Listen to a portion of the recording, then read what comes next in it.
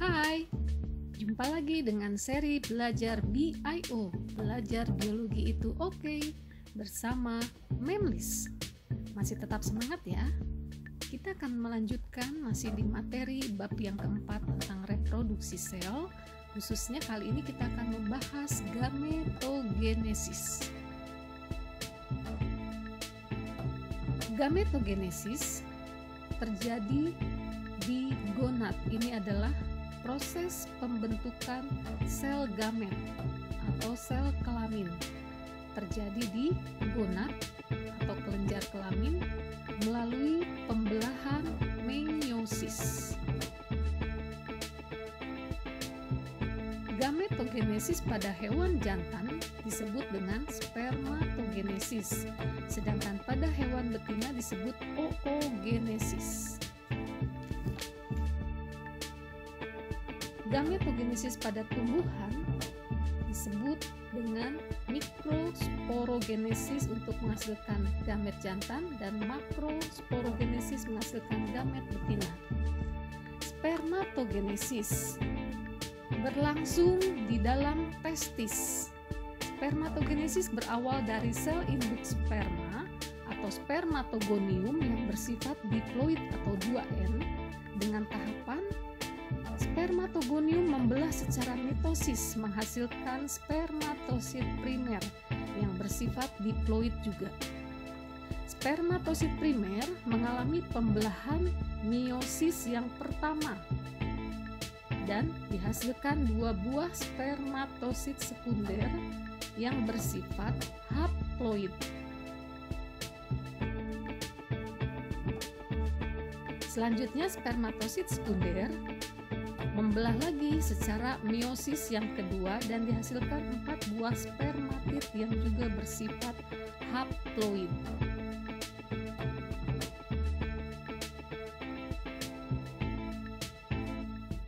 Ini adalah spermatid. Selanjutnya, spermatid akan mengalami pematangan menjadi spermatozoa. Jadi satu spermatogonium ini akan dihasilkan 4 sel sperma. Berikutnya oogenesis berlangsung di dalam indung telur atau ovarium. Sel telur berasal dari sel induk telur atau oogonium yang bersifat diploid yang terbentuk sejak janin berada dalam kandungan. Oogonium membelah secara meiosis, dihasilkan oosit primer yang bersifat diploid. Selanjutnya, oosit primer membelah meiosis menjadi 2 sel yang tidak sama besar, satu oosit sekunder dan yang satu disebut badan kutub yang bersifat haploid. Selanjutnya, oosit sekunder akan membelah secara meiosis yang kedua dihasilkan ootid dan polosit sekunder. Sedangkan polosit primer membelah menjadi 2 buah polosit sekunder. Ootid selanjutnya akan berkembang menjadi sel telur. Dengan demikian, setiap kali oogenesis hanya dihasilkan 1 sel telur. Berikutnya mikrosporogenesis. Mikrosporogenesis terjadi di dalam kepala sari atau antera.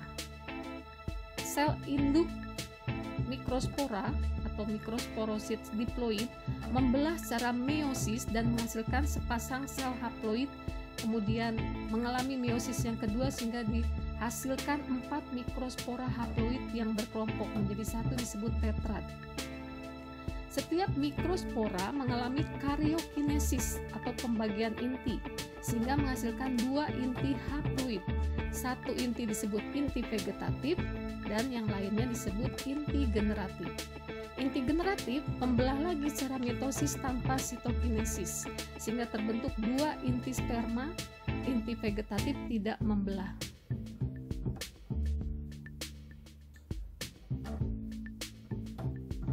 Sekarang yang megasporogenesis atau makrosporogenesis berlangsung dalam bakal buah.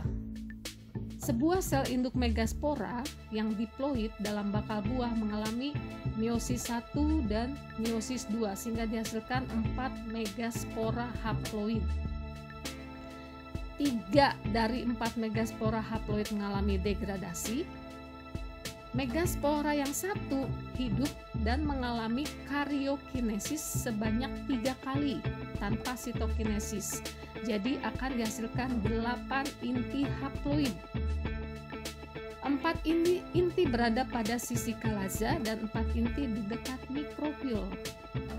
3 inti pada kalaza disebut antipoda, 2 inti dekat mikrofil disebut sinergit, yang di tengahnya adalah sel telur.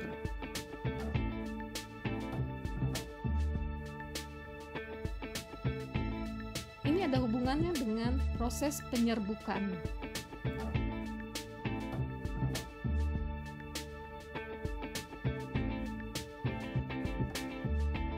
Pada proses penyerbukan, inti generatif 1 akan bertemu dengan ovum menghasilkan zigot.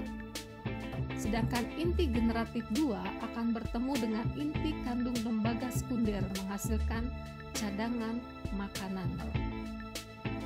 Demikianlah materi gametogenesis. Semoga bermanfaat. Sampai jumpa pada video pembelajaran berikutnya. Terima kasih.